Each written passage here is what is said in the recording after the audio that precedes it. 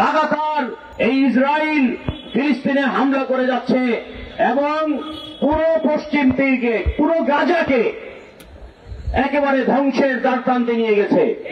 এখানে হাজার হাজার মানুষ হত্যার শিকার হয়েছে।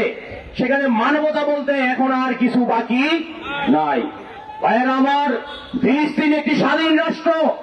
আজকে আমাদের বিভিন্ন রাষ্ট্রের শিথিলতার কারণে এই স্বাধীন রাষ্ট্রের স্বাধীনতা পুনরায় চাইতে হচ্ছে। এর সাথে দুঃখের আর কিছু নাই। তাই আমরা সরকারকে অনুরোধ করতে চাই, আপনি পাসপোর্ট থেকে অ্যাকসেপ্ট ইসরায়েল উঠিয়ে দিয়ে আপনি বার্তা দিয়েছেন যে আপনি ইসরায়েলের সাথে সম্পর্ক করতে চান। এটা এদেশের মুসলমানরা মেনে নিতে পারে না। এরই ধারাবাহিকতায় আবার ঢাকা বিমানবন্দরে ইসরায়েল থেকে বিমান এসে নেমেছে।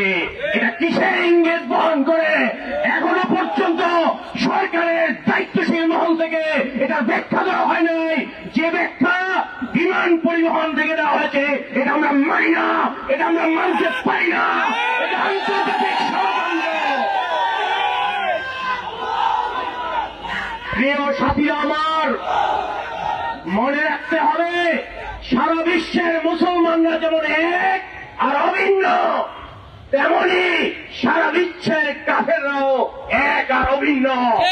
ওই হামলা শুধুমাত্র ফিলিস্তিনে থাকবে না, ওই হামলা বাংলাদেশে হবে, কাশ্মীরে হবে, ওই হামলা আরাকানে হবে। মুসলমানদেরকে নিশ্চিহ্ন করার মিশন তারা একযোগে শুরু করেছে।